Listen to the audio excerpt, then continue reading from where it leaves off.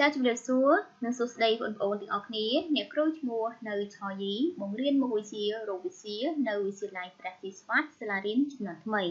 Cha, ngày ní, nhiều mà chụp ní xa chụp thầm đồng tiết hái, nơi chụp phục thầm hai mì riêng thầm. Cha, chẳng chụp phục tí phì bao dưỡng cư dây phì tẹ mô đi đồng mít, mì riêng tí muối, xây tón hạ hiệp. Cha, khâm sang ngày ní, cư dây phì xây tón hạ hiệp. Cha hai nước non khâm xa sẽ tận lập hiệp đi đáy dương từng ọc níu nó score bởi chúng nói cứ tí muối chế ao để dùng bên đây sẽ tận lập hiệp tí pi cứ mê đặt than sẽ tận lập hiệp cha chúng này tí bấy cứ cô qua sẽ tận lập hiệp cha chẳng nước non khâm xa đi đáy cứ bọn ọc níu anh bao lư thờ bỏ dưỡng nơi tùm phùa phải sập ở chất sập của muối đó phải sập cha bắt bây dương ban để chọc khâm xa ní bọn ọc níu nó miên sẽ mặt lập hiệp cha tí muối ao để dùng bên đây sẽ tận lập hiệp ban chỉ mặt đó cha chụp nội tí phí prap pi mi đặt hàng sẽ tập hợp hiệp ban trầm trờ cha nâng chụp nội tí bấy cứ prong bởi giác không ca bằng bài knap pi kẹ nhiều đồng hạt cha à lớp ôn sụp kẹt mơ rụt như từng ọc hí cha chắc nước bê đại dương đăng tắc nhưng bắt đầu cộng đào từ ao tật sẽ tập hợp hiệp tật cha bê nốt tắc có cao sẽ tập hợp hiệp pi sẽ tập hợp hiệp pi tiếp tới từ phù cha đại thừa ai tật nứng vì làng đào chiều mùn là hộ đó phù cha chẳng hai ấy có tật làng cả đời chà chẳng kẹt con nâng tùm hôm mùi đai cùng nọt xây tận hợp hiệp bọc tật nâng chà chấm lại rụt tí phí bình dương sừng kẹt khơi như rụt đông tật có bông tai plak đầu hiệp rụt bọc bì được bì đáy dương plak đầu cả lại với nở chà chắc là lợi dương khơi đông tật có rồi lì chẳng để xa tai xây tận hợp hiệp bọc tật có nâng bì plak đầu chà chẳng hái ban thưa áo tật có nâng bì rồi lì cha vì ông có thể đứng tới ông thiết điều cha chắc ôn ai đi dùng lấy ban tết tao vậy tới tiêu chí sự toàn học hiệp cha chắc tao bây giờ khơi lục hiệp bằng bài mình nâng chừng ai thì chạy bàn thá sự toàn học hiệp tiêu chí tôm húng muối xâm rạp quá cùng rực cả đá rư cùng rực rồi chiếc này ông có thiệt mùi cha chẳng hái ban được về đại dương bắt đầu cộng đào tạo tập được non chừng kren rồi còn được non năng bắt đầu cộng đào tạo tập nơi không năng lưu có cùng siêu và vậy muối trà thôi ai tật nốt việc học đồ sẽ toàn học hiệp gì trà giống đi sẽ toàn hiệp tiếp từ cô chẳng từ trà trong này kẹt trong tình nâng sẽ toàn học hiệp hiện nay làm bây giờ đơn hà ta sẽ toàn học hiệp tật nâng miền phần màn ống sáng miền phần màn ống sáng cứ dân ta ốp có muối đại dương hai tháng tèm một ngày làm bấy quá sẽ toàn học hiệp trà chẳng sẽ toàn học hiệp bao nhiêu cứ ban ban trai biệt hạt mấy chà tí muối miệt được hàng sẽ tận hợp hiệp Celsius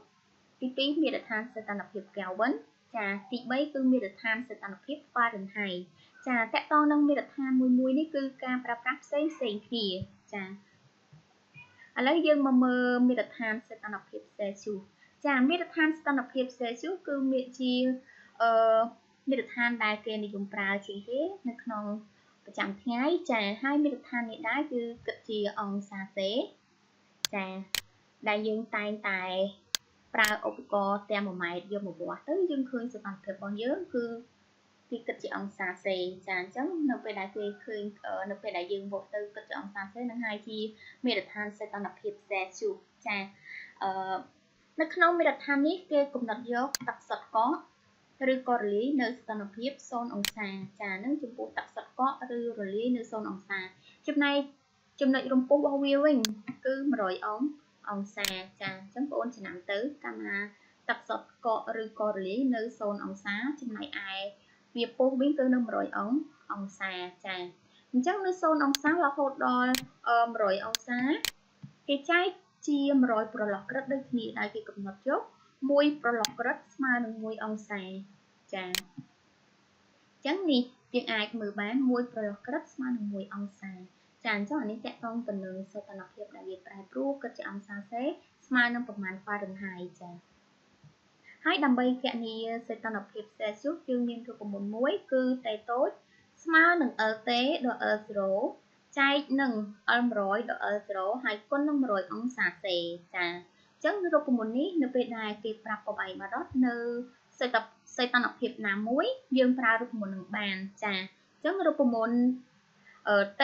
smile nâng t ở t độ ở số chạy nâng rồi độ ở số con nâng rồi ông xá chi rụt muốn đại dương cả ní rốt xây tận học hiệp xe chụp chà ចឹងបងអូនចំណាំតិចតកតងនឹង L0 គេហៅអ្វី L0 គេហៅប្របែងបារតត្រាំក្នុងទឹកកករលាយចាចំណែក L100 ប្របែងបារតត្រាំក្នុងទឹកសុទ្ធកំពុងពុះចាចំណែក LT គឺជាប្របែងបារតត្រាំក្នុងទឹកនៅសីតុណ្ហភាពទេចាអញ្ចឹងយើងចូល 2.2 និយាយពីមាត្រដ្ឋានសីតុណ្ហភាពកែលវិនចាយើងអាចហៅមាត្រដ្ឋានកែលវិនឬក៏មាត្រដ្ឋានសីតុណ្ហភាពកែលវិនចាហើយសីតុណ្ហភាពកែលវិននេះដែរគឺជាមាត្រដ្ឋានមួយដែលគេនិយមប្រើក្នុងទីពិសោធន៍ចាហើយក្នុងទីពិសោធន៍រូបវិទ្យាយើងគេកំណត់យក0កែលវិនស្មើនឹងដក 2.3 អង្សាសេចាអញ្ចឹងដើម្បីរកសីតុណ្ហភាពដែលគិតជាកែលវិនយើងគ្រាន់តែយកសីតុណ្ហភាពសេលស៊ូសបូកថែម273យើងនឹងបានសីតុណ្ហភាពដែលគិតជាកែលវិនចានេះជារូបមន្តដើម្បីរកសីតុណ្ហភាពដែលគិតជាកែលវិនយើងតាំងសីតុណ្ហភាពកែលវិនហ្នឹងតាមអក្សរតេធំចំណែកតេតូចសីតុណ្ហភាពសេលស៊ូសចាអញ្ចឹងយើងគ្រាន់តែបូកថែម273យើងអាចរកសីតុណ្ហភាពដែលគិតជាកែលវិនបានចាតេធំមាត្រដ្ឋានសីតុណ្ហភាពកែលវិនគិតជាកែលវិនចាចំណែកតេតូចមាត្រដ្ឋានសេលស៊ូសគិតជាអង្សាសេចាអញ្ចឹងដើម្បីឲ្យក្នុងរូបមន្តនេះដែរយើងក៏អាចរកសីតុណ្ហភាពសេលស៊ូសដែលទាញចេញពីរូបមន្តសីតុណ្ហភាពកែលវិនបានដែរចាអញ្ចឹងតេតូចស្មើនឹងតេធំដក 2.3 ចាអញ្ចឹងក្នុងរូបមន្តនេះបត់បែននៅពេលដែលគេរកសីតុណ្ហភាពគិតជាអង្សាសេយើងប្រើរូបមន្តតេធំស្មើតេតូចបូក 2.3 តែប្រសិនបើគេរកសីតុណ្ហភាពតេតូចគេប្រាប់សីតុណ្ហភាពតេធំយើងអាចទាញបានអញ្ចឹងតេតូចស្មើនឹងតេធំដក 2.3 ចាអញ្ចឹងអូនចំណាំទៅតេធំសីតុណ្ហភាពគិតជាកែលវិនចំណែកតេតូចគេហៅគេតាំងសីតុណ្ហភាពដែលគិតជាអង្សាសេចាយើងចូល 2.3 និយាយពីមាត្រដ្ឋានហ្វារិនហៃចាមាត្រដ្ឋានហ្វារិនហៃឬក៏យើងនិយាយថាមាត្រដ្ឋានសីតុណ្ហភាពហ្វារិនហៃចាមាត្រដ្ឋានសីតុណ្ហភាពហ្វារិនហៃនេះដែរគេនិយមប្រើនៅប្រទេសអង់គ្លេសសហរដ្ឋអាមេរិកនិងអាល្លឺម៉ង់ចាអញ្ចឹងក្នុងមាត្រដ្ឋានហ្វារិនហៃគេកំណត់ទឹកសុទ្ធកកឬក៏រលាយនៅសីតុណ្ហភាព32ហ្វារិនហៃនិងពុះនៅសីតុណ្ហភាព212ហ្វារិនហៃចាអញ្ចឹងយើងឆ្នាំបើពុះនៅ212 Fahrenheit ចំណែកឯសីតុណ្ហភាពទឹកកកឬក៏រលាយគឺនៅសីតុណ្ហភាព32 Fahrenheit ចាអញ្ចឹងនេះជារូបឧបករណ៍តាក់ទងទៅនឹងសីតុណ្ហភាព Fahrenheit ចាដែលយើងគិតជា Fahrenheit ហ្នឹងចាអញ្ចឹងយើងក៏មានរូបមន្តមួយដើម្បីគណនាសីតុណ្ហភាព Fahrenheit ដែរចាយើងតាំងតេធំ S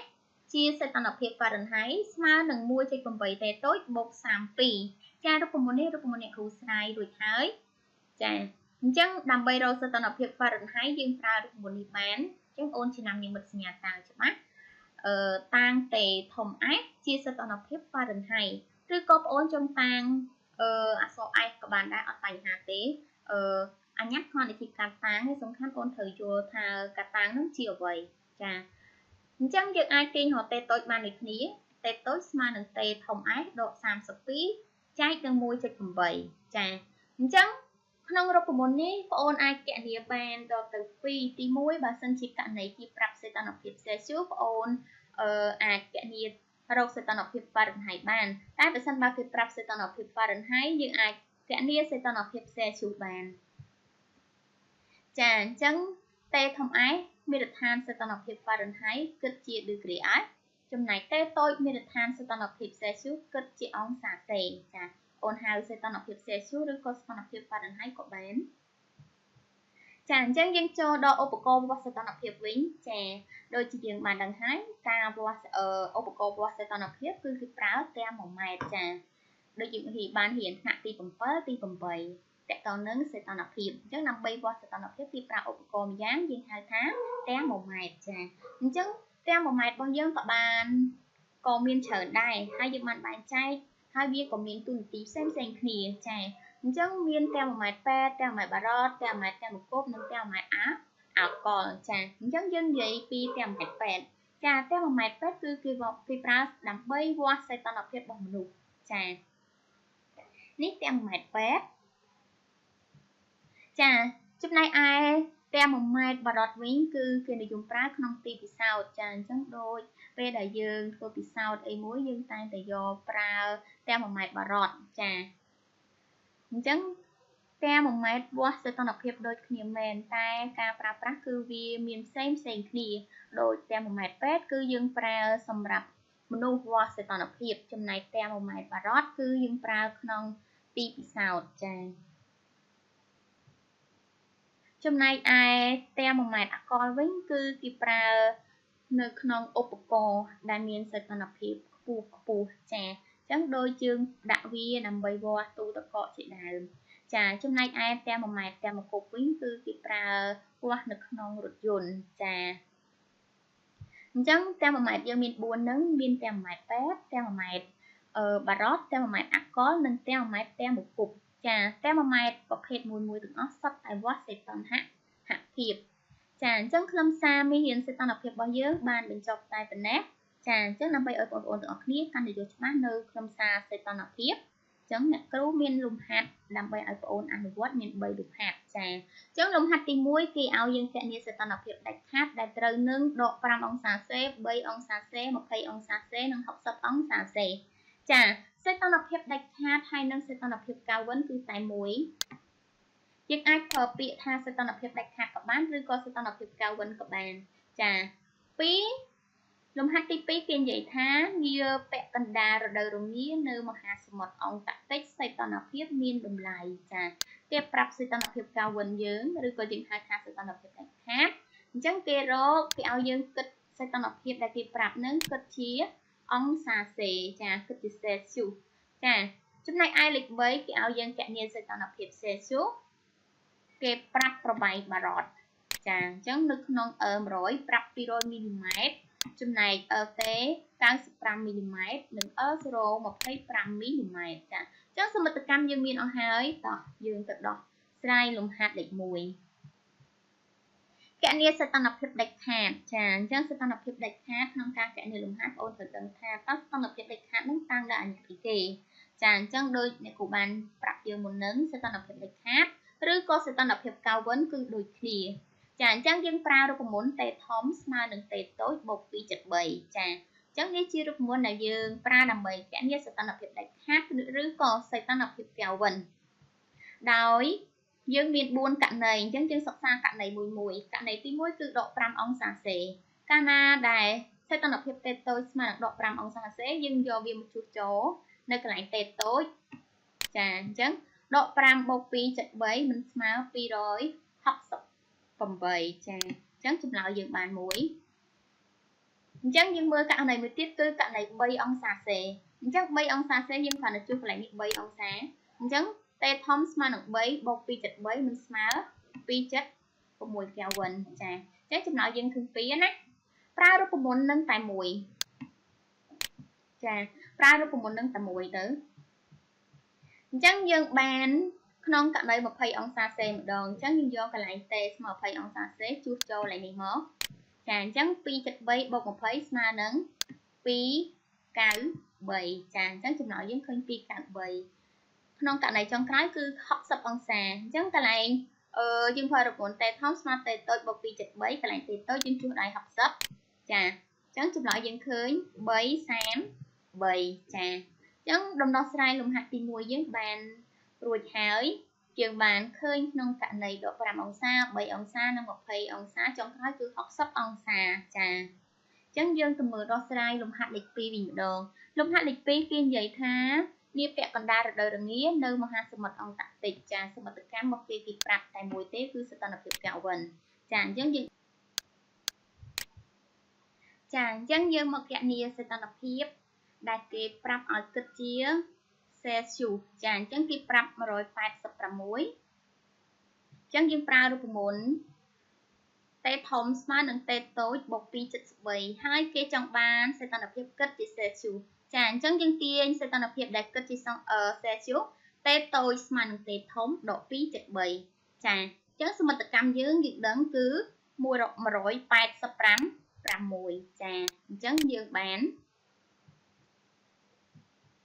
អញ្ចឹងយើងយកសមិទ្ធកម្មជួសជុល186ដក2/3ចានៅពេលដែលយើងដកទៅមិននៅខាងនេះ សញ្ញាបូកប៉ះដកមិនចេញដកចាអញ្ចឹងសញ្ញាយើងយកតាមអ្វីដែលធំចាអញ្ចឹង273ដក186មកឃើញ87សញ្ញាយកតាម273ចាដោយសារតែ273សញ្ញានៅមុខវាគឺដកធំជាង185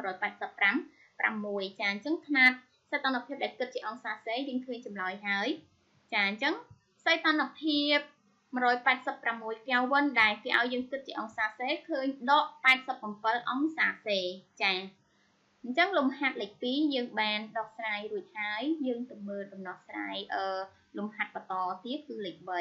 3ចាអញ្ចឹងលំហាត់លេខ3គេនិយាយថាគណនាសីតុណ្ហភាព Celsius អញ្ចឹងគណនាសីតុណ្ហភាព Celsius ដែលត្រូវនឹងសីតុណ្ហប្រវែងវាគឺប្រវែងបារ៉ត100 L100 ស្មើនឹង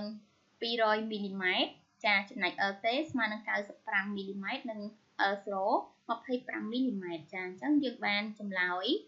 គណនាសីតុណ្ហភាព Celsius យើងប្រើរូបមន្តក្នុងករណីដែលគេប្រាប់ប្រវែងបារ៉ត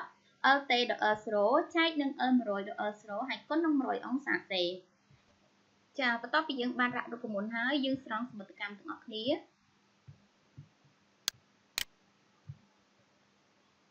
ចាអញ្ចឹងសមិទ្ធកម្មរបស់យើង L100 គេប្រាប់200មីលីម៉ែត្រ LT គេប្រាប់95មីលីម៉ែត្រចំណែក L0 គេប្រាប់25មីលីម៉ែត្រចាអញ្ចឹងយើងយកសមិទ្ធកម្មហ្នឹងទៅជួសជុលរូបមន្តរបស់យើងចាអញ្ចឹងនាំឲ្យ T ស្មើនឹង95ដក25ចែកនឹង200ដក25ហើយគុណនឹង100អង្សាសេចាអញ្ចឹងយើងធ្វើផុសដកផ្នែកភាគយក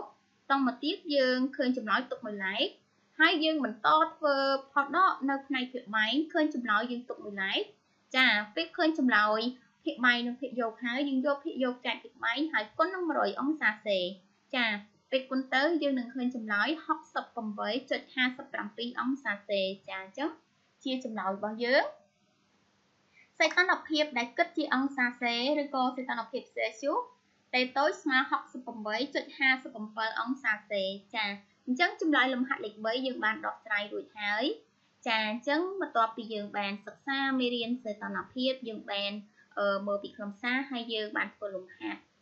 លំហាត់អនុវត្តទី1លំហាត់អនុវត្តទី2ដល់លំហាត់អនុវត្តទី3ចាអញ្ចឹងបងប្អូនកុំភ្លេចរៀនធ្វើខ្លួនឯងហើយរំលឹកខ្លឹមសារយើងឡើងវិញកុំឲ្យភ្លេចតាក់ទងទៅនឹងនិយមន័យរូបមន្តនិងឧបករណ៍វាស់សីតុណ្ហភាពចា